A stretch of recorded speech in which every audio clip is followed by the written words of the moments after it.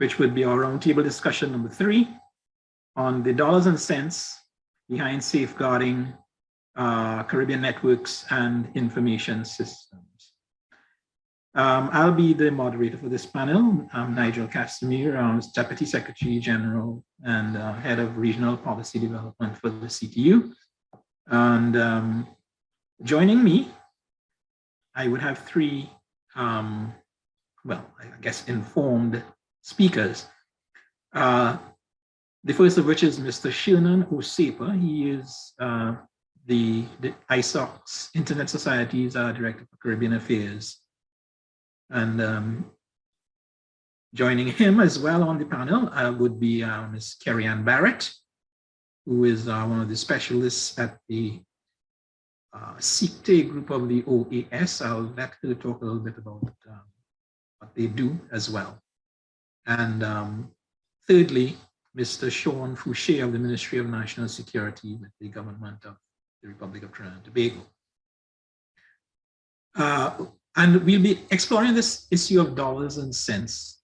We'll be looking at the scope of work associated with protecting and safeguarding Caribbean networks and systems. We look at what's at stake, and we'll also look at some of the strategic responses that you would have been seeing. To get us started, it will be Mr. Shernon Osepa of the Internet Society. He would describe for us what is the evolving cyber threat landscape. I mentioned a little earlier that definitely technology has advanced, and the skills of the criminal element has also advanced along with it. So the law enforcement response must be effective. So I'll invite Shernon now to take the floor and make his presentation about the evolving cyber threat landscape. Shernon, over to you. Yes, thank you very much, Nigel. Let me share my screen and we can start.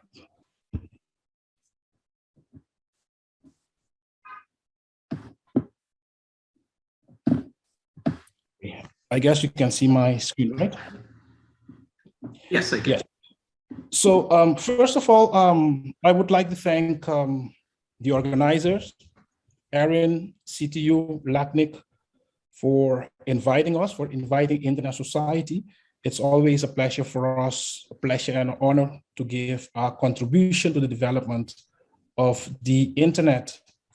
So basically, based on what you said, Nigel, I would like to focus also a bit on what Internet Society is doing in this regard. So I'll be highlighting, let's say, very high level, what we see in the Caribbean, but of course, working for the Internet Society, I would like to also give a contribution how ISOC is, can contribute in order for us to have a much safer, let's say, Internet environment, not only in the Caribbean, but in the whole world. So I think it's quite important for us to look at some global facts in order for us to understand what we are talking about. If we look, for example, at the economic impact of cybercrime, based on a report of a few years ago by Cybersecurity Ventures, we can see that, for example, on a yearly basis, we can see cybercrime damages cost of $6 trillion US. And those of you who are not familiar with trillion, billion, million, trillion, we are talking about 12 zeros behind that 6. That's 500 billion US dollars a month, $115.4 billion a week, $60.4 billion a day, 684.9 million an hour. And then if you go all the way to 190,000 US dollars per second.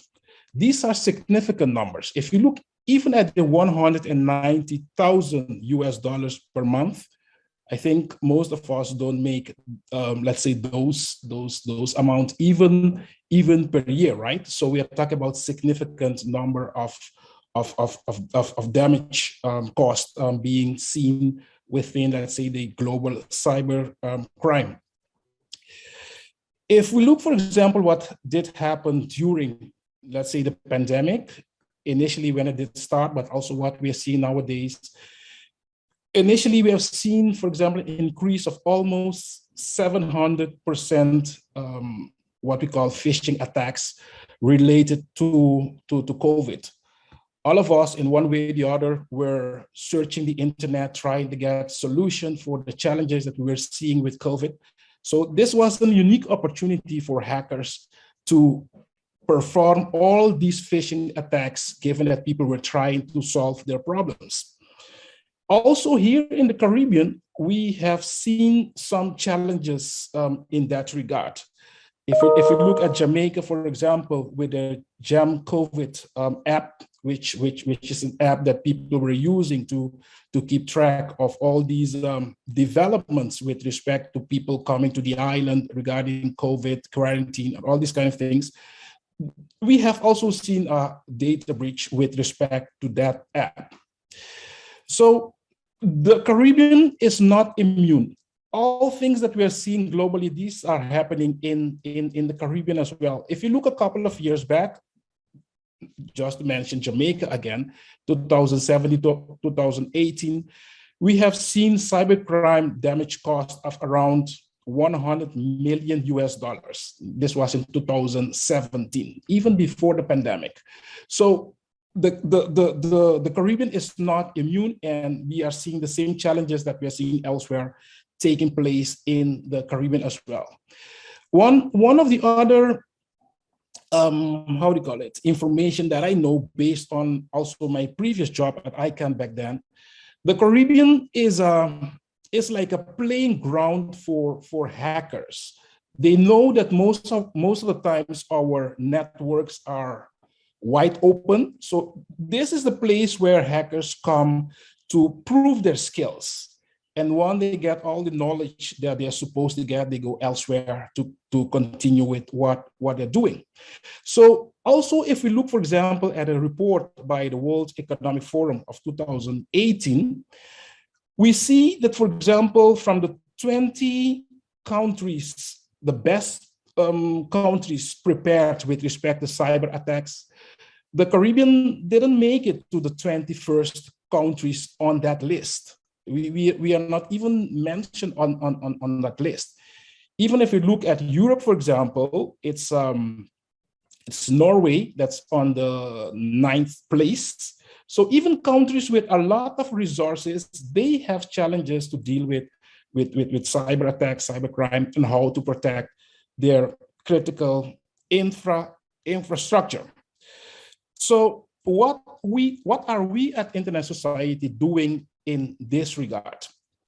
Basically, what we are doing is to focus on what we call, how can we make the internet much stronger, a much stronger and resilient internet? And that is why we are focusing, have been focusing, and are still focusing on 5 projects this year. And going on next year, we will be doing that same thing as well. So the first one is what we call Internet Way of Networking. We would like to continue to defend what we call the structure, the internet structure that we have been using so far. A very maybe strange example would be the war that is going on right now, Russia and Ukraine. Some people are saying, okay, we need to cut off Russia from the internet. But people are not thinking what are the implications when you take those kinds of measures. So at the Internet Society, we are promoting what we call the Internet Way of Networking. We are promoting the internet, and if there are some other challenges, let's say political challenges or geopolitical challenges, then we need to find a way how to deal with those. But the internet itself, we need to find ways how to continue to protect that. And Internet Way of Networking is an example of that. There is another project that we are focusing on, and all these in one way or the other will contribute to a much safer internet. That is encryption, much more secure infrastructure. The global security routing, that's also one area that we have been focusing a lot on. How can we ensure that we have much more secure infrastructure. If you look at the internet itself, it has, let's say, the routes and also the domain names. And with respect to the routes, we can protect those with RPKI and other technologies. There is also one other project that we are focusing on is what we call the Network Distributed System Security Symposium. That's also one area where we discuss how can we keep this internet that we're using in a much secure way. And the last one is a bit more, let's say, philosophical area dealing with digital sovereignty, but that's also one area that we are focusing on. One of the challenges that we are facing nowadays when dealing with cybersecurity, and I think, Nigel, you did ask that question as well to the previous presenter regarding essential services. Most of the times we are focusing on one or two areas with respect to cybersecurity. But cybersecurity is a very broad team. So we need to look at it at a very holistic way. Normally at Internet Society, we look at it by focusing on 8 areas, and they are listed here. Most of the times you are focusing on a few of them. Let me just mention them very quickly. The first one is what we call securing the link, the internet itself that we're using nowadays. If you look how it was developed with TCP protocol and all the way how you transport data from one infrastructure to the other, there is a thing called the link that we're using. So we need to find ways how to protect that. The second one is the telecommunication infrastructure itself. You cannot have internet without having a telecommunication infrastructure. And us here from the Caribbean, sometimes it causes me, let's say, pain as a telecom guy when you look at the kind of infrastructures that we are building nowadays. We are just asking for trouble. It's very easy to commit, let's say, sabotage to these networks because they are above the ground and they are, the way how they are constructed, you're just asking for trouble. But okay, let me not focus much on that right now. We also have the internet itself. When we talk about securing the internet, I'm not talking about securing Facebook, Google, Twitter, and these applications. We are talking about securing the domain name system and also the routing and the names. So that's something different. And then of course you have the computers, tablets, smart devices that we have. And on top of these devices, then we have all these applications that we're using, the data that we're using, the identity, and essential services is one area that we need to define that through what we call national cybersecurity strategy. So each country in one way or the other should have its own national cybersecurity strategy. And then based on that, you can define what are the essential services to you. For example, if you are in an environment where financial sector is important, then financial services will become an essential service to you. If you are in an environment where oil, gas, those kind of resources are important to you, then those will become essential services to you. So again, at Internet Society, what we are doing is to look at the holistic way of cybersecurity and not only, let's say, focusing on one or two areas. And that is why we are working with all policymakers, governments, and others to make sure that we have these services in place. Going back to your very first question, Nigel, with respect to the breaches that we are seeing in our region, we are almost seeing on a daily basis all kinds of new developments and taking place.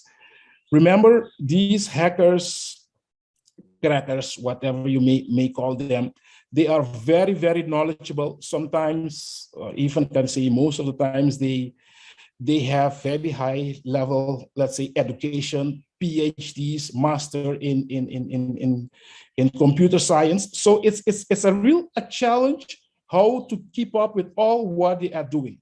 But in one way or the other, I believe if we adhere to these 8 areas, and then in one way or the other, at least we have that under control. I was asked to show only 4 slides, so I will keep it for now to here.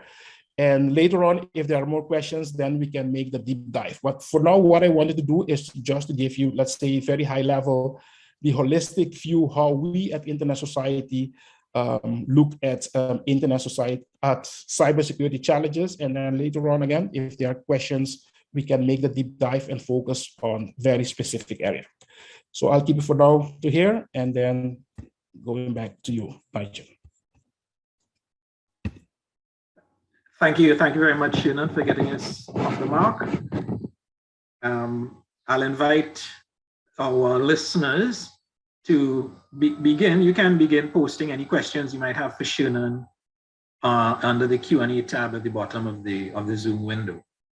I do have one for you, but we'll save it for a little later.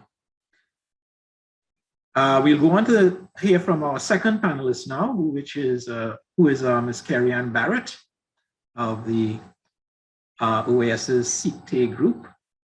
And Kerry-Ann will talk to us a bit about what's at stake for the Caribbean digital space and what are some of the impacts of cybercriminality on our Caribbean space. So over to you, Kerry-Ann. Welcome. Thanks so much, Nigel, and thanks to the group, the consortium, RN, LATNIC, and CTU for inviting the OAS to speak. I feel bad, Shernon. I'll be using a little bit more than 4 slides, but it's pretty much not a lot of content on the slides, so that I'm hoping that's a good thing. The context I'd want to speak to us from today is recognizing, as we're trying to unravel, is the fact that in the Caribbean, we are investing a lot right now in a lot of digital technologies. CARICOM, with some foresight a few years ago, had come up with the digital ICT space. And I think spilling out of that, we can see evidence of several projects that have been coming out in the region. We have the World Bank Caribbean Digital Transformation Project, which is benefiting St. Lucia, Grenada, St. Vincent and the Grenadines, and St. Kitts. We have the Costa Rican World Bank project. IDB is doing some stuff in Colombia, also in the Bahamas and Barbados. So I think regionally, especially focused on the Caribbean, we recognize that automatically what is at risk, and I think that's the easiest question to answer, is all of these investments we're doing. Every day there's a multitude of cyber attacks that are not attacking just one aspect of our population. It's attacking a combination of our assets, key resources, different groups of people with no distinction between what the physical borders are. It would mean then that as we look ahead is to figure out what are the tools that our public officers or private sector academia would need to actually protect what this is. To look at how things have happened over the past few years, and just to build on the previous presenter, regionally, we've been seeing the evolution of threats. And the reason why it's important to continue from this speaker before, it's because there's been an evolution over the past few years, culminating in 3 main types of attacks in our region. And the evolution is important to look at, because in 2020, and CARICOM has even, impacts have confirmed this as well with our data as well, is that we saw phishing, smishing, BEC attacks, which is the business email compromises happening. We saw malicious domain attacks. Then in 2021, we moved on to seeing more COVID-related attacks, which our previous speaker alluded to. But we're also seeing a lot of IoT device vulnerabilities, whether it's coming from the devices not being updated, whether it be that we're still using a lot of legacy systems with new systems. And in 2022, it hasn't gotten better. Malware, increased spear phishing is happening, increased attacks on persons who are now at home trying to find relationships. So we're seeing an increased amount of social media apps being hacked or date matching apps being hacked. But it's important to focus on the threats, because as I started off my intervention with the investment, looking at the threats, one of the things that is critical to now analyze is its data. All the things that we're investing in by providing improved services for the Caribbean region, by ensuring that we have, as a result of COVID, most of our government entities went virtual, so we need to have backups. We need to ensure that our systems, some of them are now, and data are now saved in the cloud. But at the end of the day, what they're looking for that is at cost for us and a profit for them is our data. And what does that data look like? I'm going to go through those 3 examples just to give a quick overview. So the data of interest for ransomware usually are the things that companies can't afford to lose. So what is at risk is they use the ransomware attack, whether it be through a phishing, whether it be through hacking, jacking, whatever they want to do, and they hijack your data. The first threat that they do with this extortion that they're executing is that they threaten you to disclose your data. Now, if you take one of those digital transformation projects, if we go as far down as you wanting to provide a better service for the registration of births, so you're now going digital registration of birth. This is one of the primary type of data for an individual. It's your name, your date of birth, who your parents are. It's backup data. It's data. It's your DNA of who you are.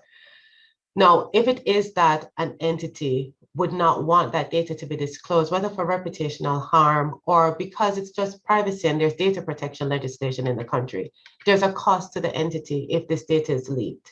And they have to do a quick analysis. Do I pay the ransom or do I allow them to disclose the data?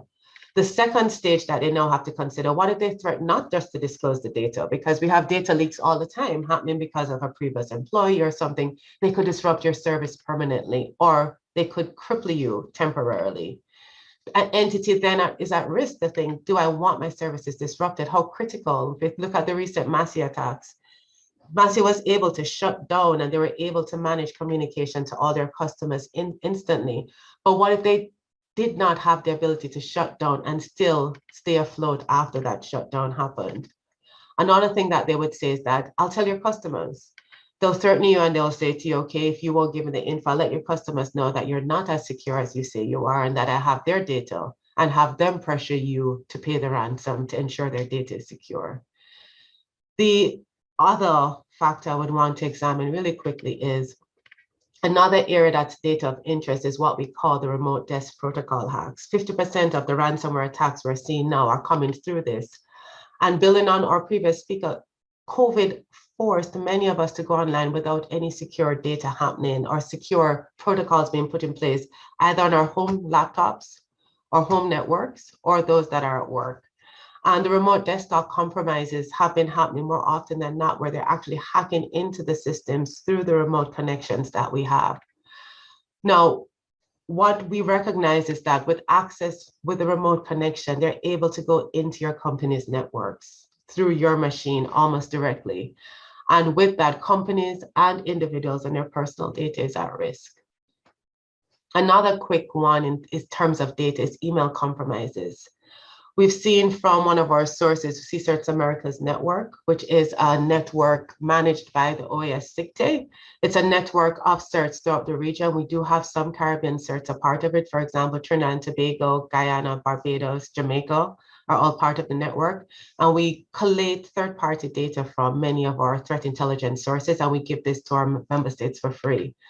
One of the things that we've observed is that we've been seeing almost 31% of the email compromises are related to government emails. We've been seeing on average almost 943 government emails being hijacked or compromised in some way or the other. And sometimes it's simple protocols, even with how we create our password, as simple as that, in terms of us still clicking on emails when they come in. Many of our member states, we've been encouraging them to start thinking about ways to do cybersecurity quick courses to ensure that as they digitize, as they offer services online, that their employees feel more equipped to keep themselves secure. No matter what you do in terms of your firewall and all the fancy technologies that you can invest in, the number one threat that you can't invest against without constantly bombarding them with training is the person behind the keyboard, because they're already inside your firewall, they're not outside your firewall. And another thing that we've been seeing is two-factor authentication, double factor, forgive me for the Spanish that's still there. The use of the two-factor authentication, we're seeing that it actually helps to reduce the attacks. Persons who've actually implemented that, for example, on Twitter, it causes a reduction in the threat of ransomware, but it's still data that they'll be going after. So one of the things that we have been encouraging persons to do in terms of what is at risk, your data, is to make sure that they actually put this on, actually activate two-factor and actually go ahead even with their emails, or if it is with some of their password backups and where they keep or store their passwords to ensure that this is actually activated. Nigel, I want to stop at that. I think what I would want to conclude on is just to think about when we have the conversation later today about what is at risk.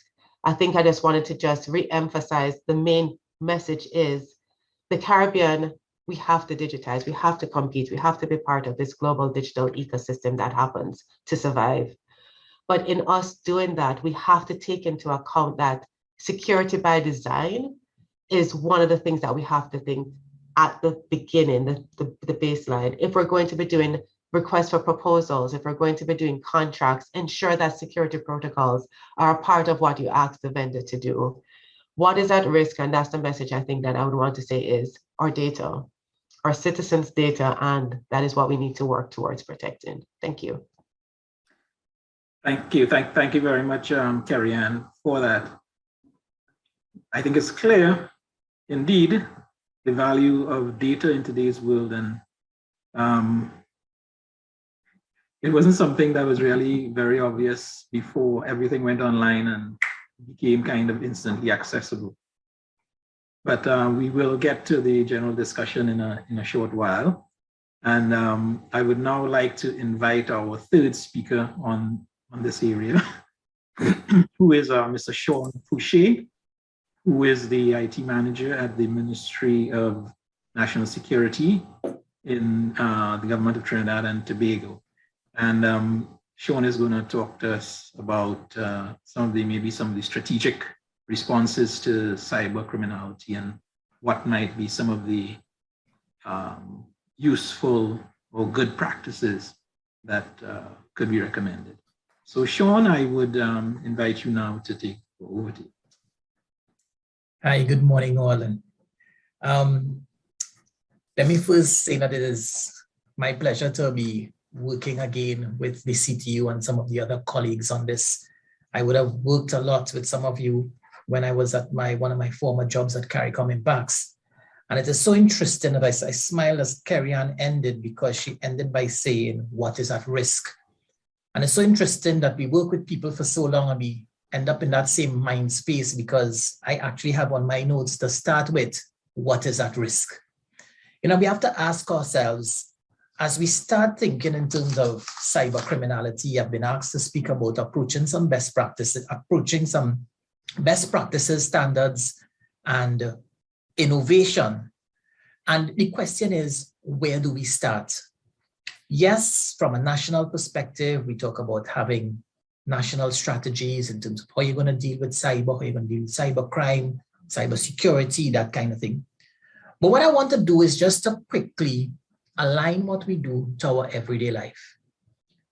Crime and criminality is around us in every sphere. And actually, a recent report actually identified Trinidad and Tobago as number 6 in the world in terms of crime.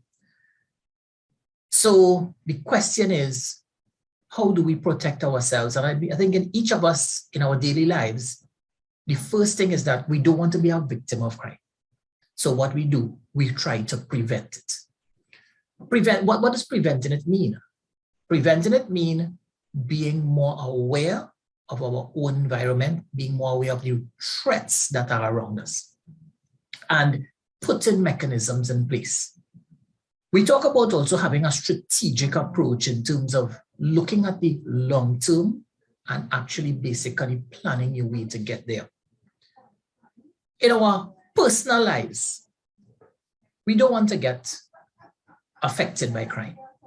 So we are always very cautious. We lock our doors, we install alarms, we install camera systems, you name it.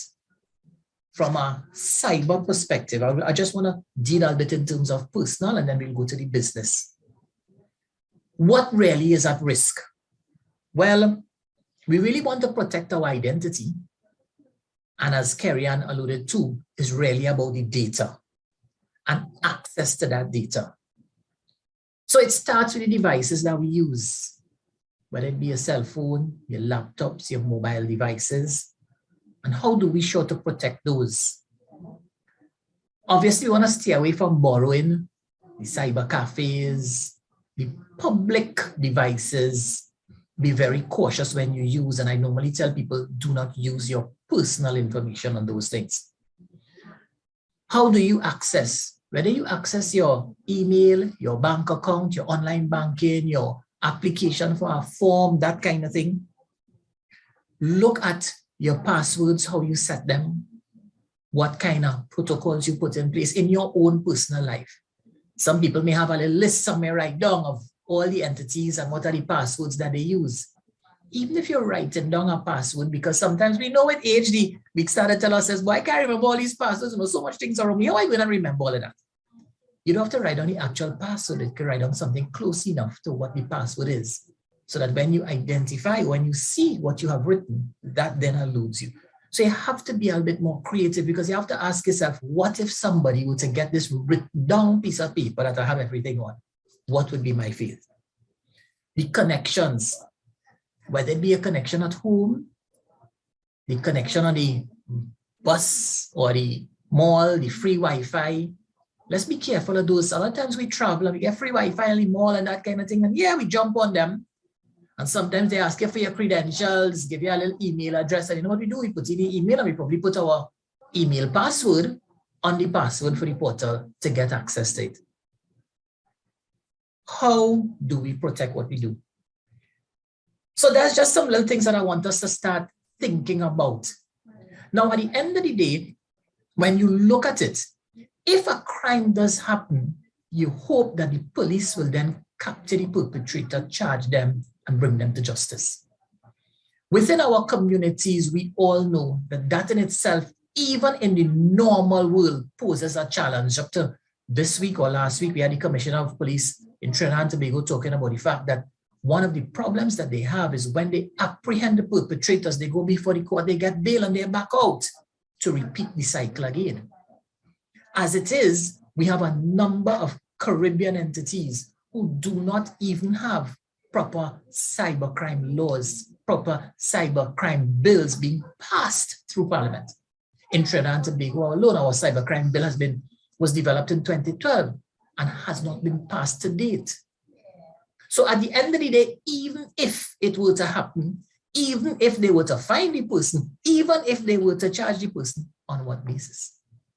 Not only that, cybercrime is one of those where you don't have to be at the location to commit the crime. And that's the big thing. So you actually have to apprehend a virtual person. That poses a challenge. So security is the number one thing. From a business perspective, what I want to basically look at is how do we create that strategic perspective? And it's really about creating a checklist, finding some order in what you do. You either start from the inside working your way out, or you start from the outside working your way in. If you start from the inside working your way out, let's ask ourselves two things. What really is the risk and what really is the aim? I really want to protect what I have inside from getting out, and I really want to protect people outside from getting in. Therein lies the challenge. Okay, so again, devices, all these internal devices. We also have some companies that go with a BYOD policy where you bring your own device. But that in itself poses a security risk. So it starts with some kind of policy in terms of how are we going to define devices on the network, and how are we going to deploy devices. And particularly when you have people traveling and stuff a lot, they may have a company laptop or a company phone and traveling and then connect to free Wi-Fi or some other hotel Wi-Fi, which may not be secure. Okay, so ownership policies in terms of who actually owns the device, and policies in terms of how are we going to configure devices based on ownership and based on travel and based on patterns of use. the connectivity within our local environment, you have either wired or wireless. Both obviously require some strict protocols. We'll talk about things like firewalls and spam filters. But how many times or how many of us in IT actually have a listing of all our devices, actually have a listing of when last they were updated, actually have a listing of when licenses are up? And we talk about licenses being up, but licenses have a cost. And particularly in public sector, we know that that's where the problem lies. How do we then justify to those who are paying the bills, who talk a different language, and from the time you put up something, it costs too much? It calls for some creativity. So we talk about things like antivirus, ensuring that we have the antivirus installed, it is updated, all your patches installed, understanding where to go to for support. Kerry-Ann just alluded to the whole idea of the certs. There is a TTC cert. How many of us are actually aligned with the TTC cert? And I'm proud to say that the TTC cert actually fall under the Ministry of National Security. So I work very closely with my counterparts there. But do we connect to them? Do we get advice from them? As the threats come out, are we aware of the threats, what is causing the threat, and we actually do what is required to protect our own network at the same time? There's obviously a cost-benefit analysis that needs to come into play. Yes, we will want to have the best of the best, but we can't afford the best of the best. And as we say in Trinidad and the Caribbean, we'll have the champagne taste, but the mobby pocket. Okay? So the question is not just about affordability, but how do we justify the cost? And sometimes we have to take off the non-technical hat, and we have to find a way to write those justifications. Kerry-Ann just talk about RFPs and how do we justify. We have to find ways to justify them in very non-technical manner. As we move towards digitization and as we move to implementing systems, how do we get those non-technical people on board? We speak here and we all know, I don't even have to go into all these technical things about firewalls and how they work and all that. We know that. Question is, how do we get those who are non-technical, who sometimes have to do the approvals, the PSs, the CEOs, and what they are looking at is front of them is, what am I getting? This is the money you want me to spend, yes, but what am I getting for it? And therefore being able to quantify, and the first presenter, Shernon, I really want to thank you for some of those figures. Those figures, every time you see those figures, you see them being increased. And using some of those and having also a mechanism to quantify the value of your own risk is really important, so that way it helps you to justify the spend within your own entity, right? And the last thing that I want to speak on is to touch right back to what Kerry-Ann spoke, awareness and training. How many of us have actual awareness training? Sometimes you see things come across the help desk, you see reports, and you say, but people should know this. That is what we think, because we are technical. We have to change our mindset. As technical people, we have to change our mindset. I was at a recent organization and saw a ransomware type of attack where they actually took a company letter, doctored it and edited so well, looking for payments to go to a particular vendor because we did another international business. And luckily, the finance person, he was the one who up and say, wait, why does money go into this particular bank? We've never sent money for this client to this bank before. And that's what triggered it. The perpetrators out there are getting very creative. And we too have to always be, they are always one step ahead of the game. They don't have budgets, they don't have to justify spend. It's a bit easier for them. We do. But we also have to start to think like they do. Awareness to your staff is very important. And sometimes you run a training course, you run awareness, whether people come in or not, you need to get them to come in. But not only that, understanding that staff keep changing, staff are updated. How do we then ensure that people are aware?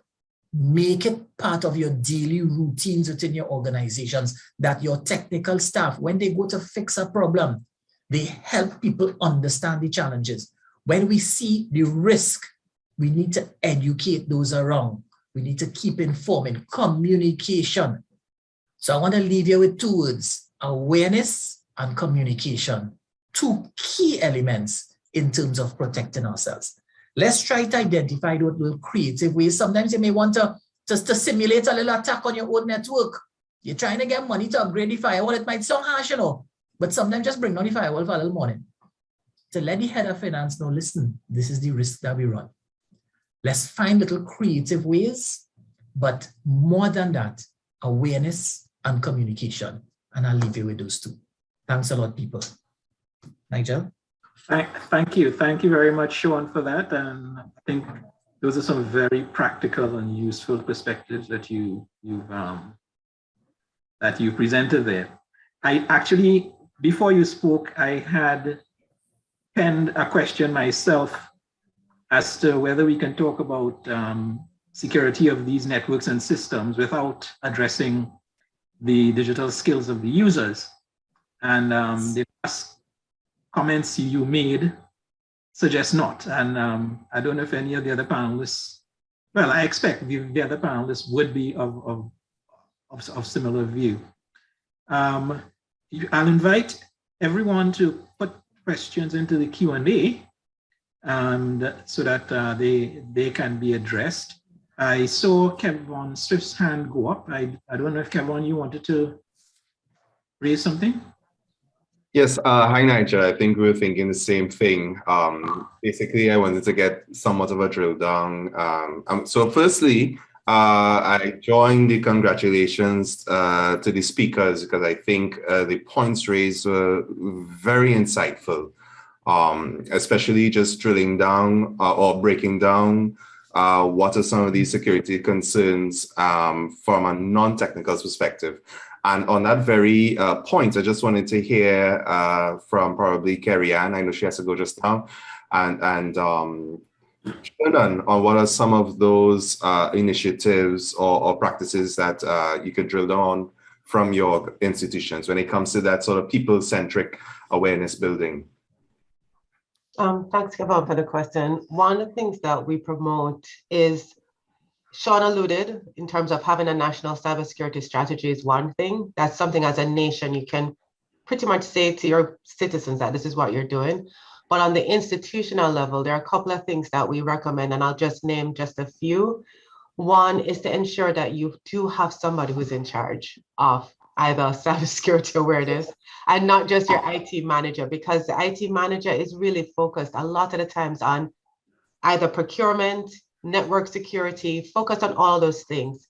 Having in your institution somebody who has specific responsibility for cybersecurity or digital security, ensuring that the roles are distinct between those who are just doing the everyday equipment management as opposed to some of the softer skills that are needed for the institution is critical. Secondly, we also recommend that you have a distinct program for your team or for your staff. Sometimes you can get volunteers who would actually do this, reach out to institutions such as ours or others that could provide some material. There are free materials online from an entity called Stop Think Connect. And I know in the Caribbean, we have click something surf that is also there as well, but all these materials are free. A lot of our 13 of our member states actually participated in a UK project 3 years ago that created web portals with Stop Think Connect and with Get Safe Online. So they would have that material that's free of cost. The last thing I would probably recommend quickly is there are free tools that you can implement to actually do quick tests with your employees to see if they would actually succumb to a phishing attack, where it sends them a spoof email that is not to tell them update their password and to see if they actually click it, to see if they're actually looking at which email it came from. So those are my 3 quick tips, Kevin, and I'll probably hand over to Shernon because I'm sure he has some more. Yes, it's all about education. It's all about education. I mean, if you talk with people sometimes, I just had a friend a couple of days ago who were hacked by just clicking and doing stupid things on Facebook. I mean, we are living in a world that by now you should be acquainted with what is happening out there. It's we have the real world out there, but we also have the online world where all these things are happening. So that is why at Internet Society, what we're doing, we are focusing a lot on education, capacity building. We continue to talk because I think that's the only way where we can get things done. And sometimes people should go through these difficulties as well in order for them to learn. I would not mention name now, but we have been talking with a particular minister regarding cybersecurity strategies and these kind of things. And he didn't want to listen until his email was hacked.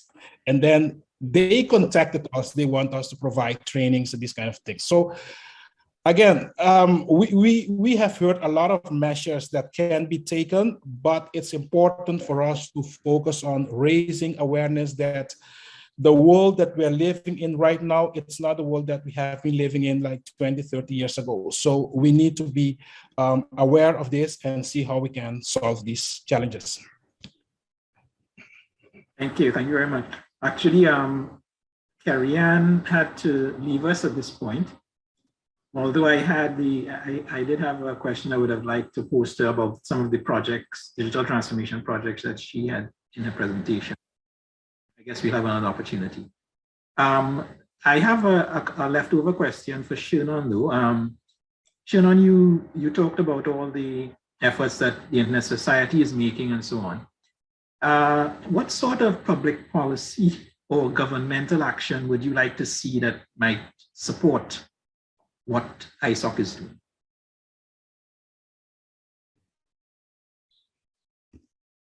Okay, so I need to take a look at all the projects that we have. So if I focus, for example, on the first one, internet way of networking, governments can play a key role in this regard, because if you look at the model, the internet model that we are using, openness, once they are acquainted that how the internet functions, they are they agree with this model. They can also help us to promote this model. Another one is, for example, securing global routing, at which we do have a very specific program called Manners, Mutual Agreed Norms on Internet Routing Security, that we have been promoting around the globe for some while now, so the technical community can benefit from that one. But with respect to, let's say, policymakers, governments, regulators, I believe, let's say, the internet way of networking is one of the projects that they can benefit of, because it's very high level. The only thing that they need to do is to, let's say, to adhere to best practices that are being suggested. And the other ones, in one way or the other, they are technically focused as well. But all of them together, I think then we can achieve the ultimate goal. Okay. And maybe I could ask Shawn, I'll rephrase the question that I had for Kerry-Ann a bit and direct it towards Shawn. It relates to assessing the impact of these digitalization projects, or maybe even a cybersecurity type investment. You mentioned in your presentation, Shawn, that maybe sometimes you have to take drastic measures to bring home to the persons who hold the purse the need to invest in cybersecurity and technology type solutions. My question is, yes, we do invest eventually, and some significant funds are spent. To what extent do you see an assessment being made after implementation as to whether these investments really achieving the goals that they were intended to? And is that one of the best practices that you would recommend? Yeah, Nigel, that's certainly a good point. The fact of the matter is that in the case of securing of networks, you're trying to get a company to pay for something that they're really not getting in their hand and they really don't even know the value of. They're really not seeing it. If I were to come to you and say, you know, I have a phone to sell, give me $5,000, and you buy the phone, you get a phone in your hand. But when you want to go to a CFO and tell them, spend $5,000 to pay for a license for a firewall, he's not seeing what he gets it. So there's two sides. It is the justification up front, and rightly, as you said, it is the assessment at the end.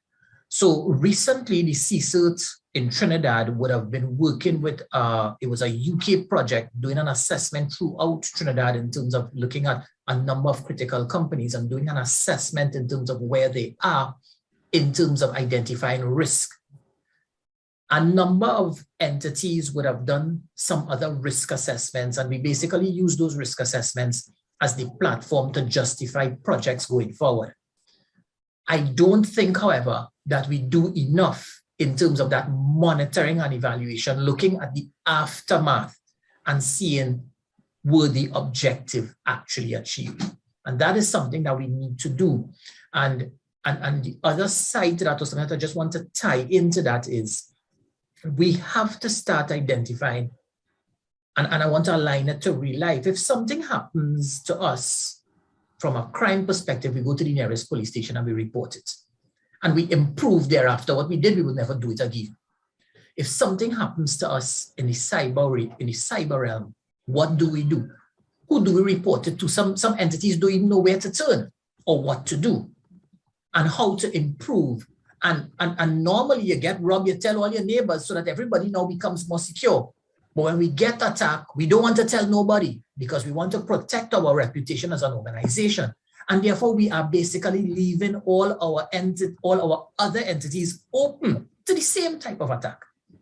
So yes, the after fact, looking at probably the annually or quarterly, doing our own system assessments, not only from the perspective of identifying risk areas, but seeing what were the improvements that we made, and then tying that back to ensuring that if something happened, how do we spread the news so that we all learn from the experiences? Any comment you want to add to that, Shernon, for example? Yes. That's one of the challenges, basically what Shawn said, one of the challenges that we have been seeing in the Caribbean, especially with banks. None of them will tell you that they were hacked, but I can almost tell you that on a daily basis, they are being hacked. But of course, they don't want to lose customers, so they don't want to tell you anything. Just look, for example, at all these credit cards that are being hacked. What they're doing is just issuing you a new credit card, and then business will continue. So they're not really addressing the challenges that we are facing. And then, of course, at the end of the year, you need to pay more, let's say, fees in order for you to maintain that credit card. But I agree with you, Shawn. I think in one way or the other, we should be able to look each one another in the eyes and say, okay, these are the challenges that we are facing and how we can solve them. The problem is that sometimes when people admit that they did commit something wrong, it would have consequences for them. And that is why people may hide and not tell others what happened. But if you look at cybersecurity, in one way or the other, in order for us to help others, we need to explain what happened in order for us to see these as best practices, in order for us to make all these networks better for all of us. Mm-hmm. Yeah, sure. So I just want to add something, and Shernon, you made a very, very good point. It is up to us as professionals in our countries to create that safe space where people will be willing to share. Now, in the case of the banks, I'm just going to use that as a typical example. Obviously, because of reputation, people don't want to share. The creation of a financial cert could be a solution because the banks will come together to work on projects when it benefits them. So for example, you have where you could actually use your card at any ATM. That came about as a project by all banks coming together within a country. Similarly, if banks were to be able to come together to treat with cyber issues, they will share within their own space. And it is really about looking at, in some cases, sector-specific solutions, but how do we create that safe space where people are willing to share for the benefit of all, rather than gaining competitive advantage from it. And I guess this is where the CICTE community could assist, because that is a trusted society essentially that is being created at various levels. Just to mention from CTU's own experience, we talked about improving the digital skills and awareness of the users. That we've certainly internally taken steps to raise the awareness and understanding of all our employees to the various threats that are out there. And one of the presenters mentioned that there are, it might have been shown, low cost or even free tools out there that allow you to assess your people's skills in this area, in recognizing phishing threats or email compromise and so on. And granted, some of those tools might be from suppliers in the business who basically may be looking for business, but I think you can find trusted partners out there that can help you to assess and keep current with the various threats, that whole threat landscape stuff out there. I'm looking to see if there were any other questions. There was one sort of question that came up, but you might have addressed it in the last comment about the banks and sharing. This was from Angus, I think it was Brown. How do you get them to share from a policy perspective? How do you get, persons who are hacked to share from a policy perspective?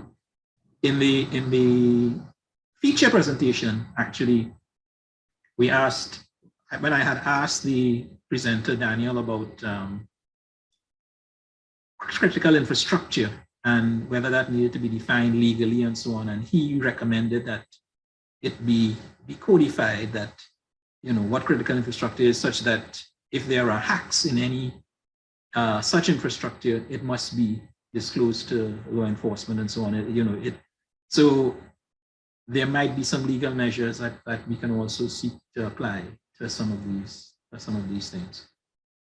Well, we have a couple minutes left, so maybe I'll just leave that. I'm not seeing any additional questions or hands raised, so I'll just leave it to you two gentlemen who are left, maybe to make a final comment before we close.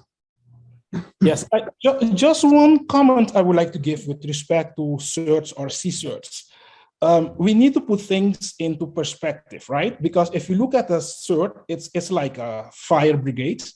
It's important, you need to have it. But if you go to a place and where a county, for example, and you see, let's say, fire brigades all over the place, then there is a big problem in that particular country, especially with fire, because you're not supposed to see them that as much. So that's the same thing with C-cert as well. We need to have them, but we need also to focus on secured infrastructure, because I've seen people focusing on C-certs and they're not focusing on how can we make these networks more resilient, So we need to put things into the right context. C-certs are important, but you need also to focus on how can we have much more resilience network, and then of course the work of the C-certs will just become less. So that's one of the points that I would like to give. Thank you. Shawn, any final closing comment? Well, and that's a very good one. Shernon had it there. You see them, you start to get worried. But the question is, how do we change their role from being after to before? How do we change their role as helping us to prevent, rather than, it's like a fire services. A lot of people feel that fire services to out the fire. But fire services also play a very important role in doing some assessments beforehand, doing a lot of the education and doing a lot of the sharing, creating those safe spaces for sharing. And so on that note, I want to say, really and truly, workshops like these also very important in terms of how do we share experiences, what worked and what didn't work. Communication continues to be the key. Awareness continues to be the key.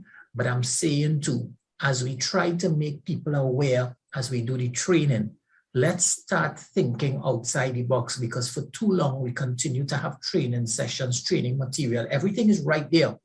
But are the people actually learning? As we change the staff, are the people actually adhering to what we learn? And therefore, sometimes it calls for a different level of creativity.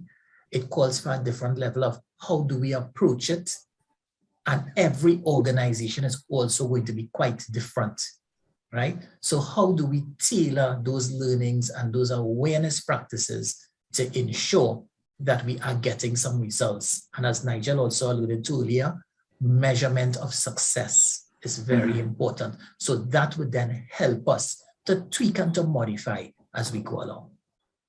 All right, thank you very much, folks. We will leave it there at this point. And on behalf of the organizers, I would like to thank our three speakers, Mr. Shernon Osepa of ISOC, Ms. Kerry-Ann Barrett of OAS CICTE, and Mr. Shawn Fuschi. Special thanks to Shawn, in fact, because he kindly consented to replace one of our initially scheduled speaker who had a late breaking emergency. So thank you very much to all three, and we very much appreciate your contributions today.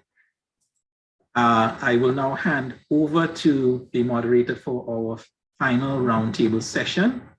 That session will be looking at privacy and security, and I'll introduce and hand over to Mr. Kevin Swift of LACNIC.